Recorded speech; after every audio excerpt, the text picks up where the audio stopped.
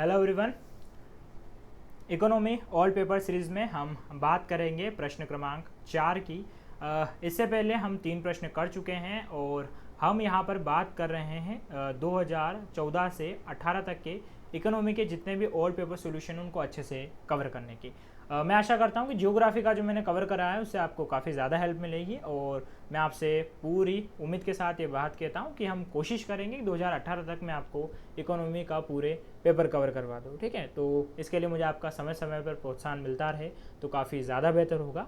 और इसके अलावा अगर आप में से वे स्टूडेंट जो स्पेशल अगर इकोनॉमी पढ़ना चाहते हैं एज ए न्यू सिलेबस के अकॉर्डिंग, तो बता दूं 1000 रुपये में आपको बाकायदा नए सिलेबस के अकॉर्डिंग पूरा का पूरा इकोनॉमी कवर करवा दिया जाएगा। साथ में आपको प्रीलिया मेंस के टेस्ट सीरीज भी मिल जाएंगी और इसके अलावा पीडीएफ भी मिल रहे हैं। देन इसके अलावा अगर आप पेपर 3 की क्लासेस चाहते हैं वो भी अवेलेबल हैं। और साथ में ही यहाँ पर अगर आप अलग से स्पेशल कोई सब्जेक्ट ना पढ़ना चाहें और सभी सब्जेक्ट यानी कि 3 सब्जेक्ट पर डे पढ़ना चाहें तो 700 रुपये पर मंथ में आप पढ़ सकते हैं।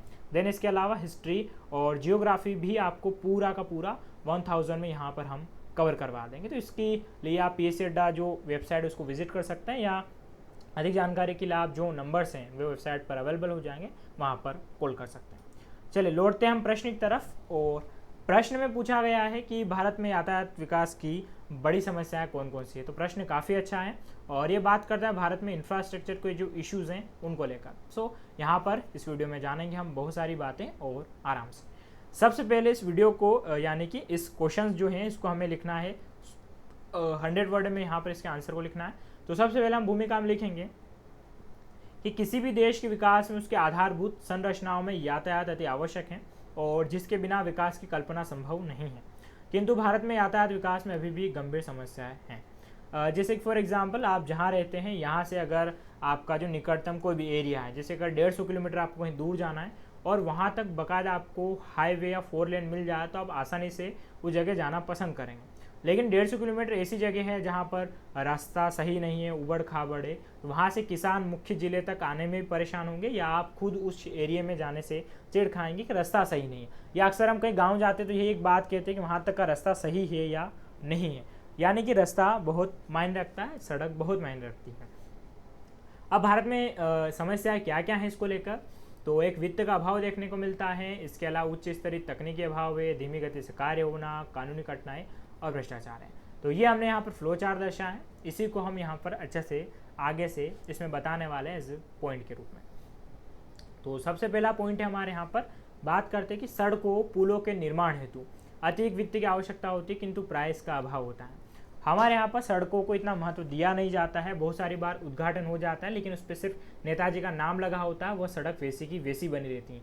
आगे से जो पैसा आना चाहिए वो पैसा निश्चित मात्रा में नहीं मिल पाता है, यानी कि जितना फंड एक रास्ते के लिए और अच्छे रास्ते के लिए अवेलेबल होना चाहिए उतना नहीं हो पाता है। सरकार बजट भी इतने अच्छे तरीके से अवेलेबल नहीं कर पाती है। दूसरा, यहाँ पर भारत में अभी भी रेलवे, सड़क सुरंग आदि विश्व स्तरीय तकनीक नहीं है, यानी कि उच्च स्तरीय तकनीक का अभाव है।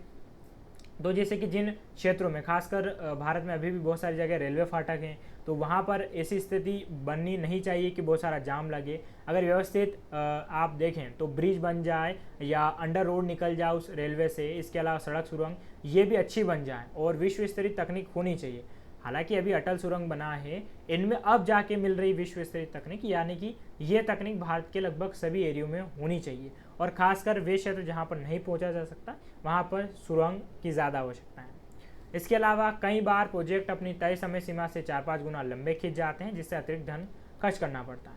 तो बहुत सारी बार जैसे कि भारत में तय है कि 2050 तक बुलेट ट्रेन आ जाएगी, यानी कि 2025 तक भी मान के इसको चल रहे हैं, लेकिन अगर आप देखेंगे तो इसमें अगर समय लगता है, जैसे मान लिया हमने तय किया कि 2025 तक हम एक सुरंग बनाकर तैयार रख देंगे।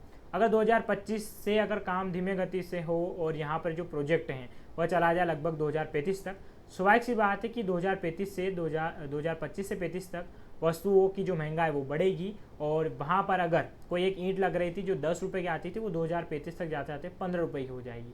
तो ऐसे में जो महंगाई है वो भी बढ़ जाती है, तो अतिरिक्त धन क्या है खर्च करना पड़ता है। इसके अलावा बात करें तो यातायात में सड़क, रेलवे को लेकर केंद्र के मध्यम राज्य के मध्य विवाद, मध्य भी ज़मीन विवाद एवं कोर्ट केस चलते ही रहते हैं। देखिए होता क्या है बहुत सारी बार कि जैसे कि बुलेट ट्रेन का एक किस्सा सुनने में आया था कि एक किसान के खेत से होकर निकल रहा है।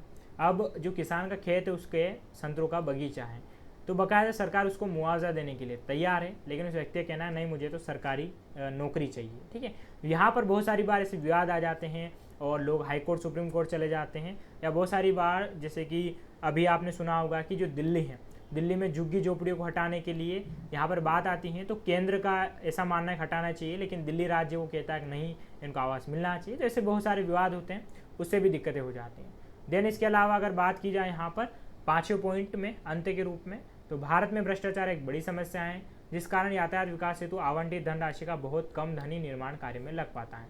यानी कि धन तो बहुत सारा मिलता है, अच्छी मात्रा में भी अवेलेबल हो पाता है, लेकिन जो दिक्कत है वो दिक्कत ये है कि मान लेते हैं आगे से 500 करोड़ रुपए आए हैं, लेकिन 500 करोड़ रुपए में से मात्र 100 करोड़ की बहुत बेकार स्थिति वाली सड़क बनती है, जो 1 साल भी नहीं टिक पाती हैं और उसमें गड्ढे बन जाते हैं। तो वही वाली बात है, बहुत सारी बार लगता है कि सड़क में गड्ढे हैं या गड्ढे में सड़क। सो साथियों, ये था हमारा 100 शब्दों में आज का उत्तर, और मैं आशा करता हूँ कि मैं आपकी बेहतर यहाँ पर मदद कर पाया हूँ। अगर आपको पसंद आते हैं तो इसे अपने दोस्तों के साथ शेयर ज़रूर कीजिएगा, कमेंट शेयर सब्सक्राइब जो भी हो आप ज़रूर करें।